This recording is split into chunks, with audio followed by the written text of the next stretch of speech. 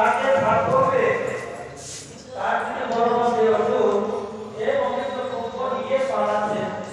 এবং তার দিকে অসুর বলবান তাকে নিয়ে ভাগ করবে তার হাতে থেকে পবিত্র কুম্ভ নিয়ে পালাই গেছে এই নাটক সমস্ত দেবতা এই কর্ম আর ভগবানের দ্বারা ছিলেন ভগবান এই সময় কি হবে সকল কি করেন অপূর্ব রূপ লাভ করেন ভারী ভগবান তিনি করে ধারণ করেন বলো মরি ভগবান কি জয় বলো ধন্বন্তরী ভগবান কি জয় ধন্বন্তরী ভগবানের পরে মরি ভগবান আছেন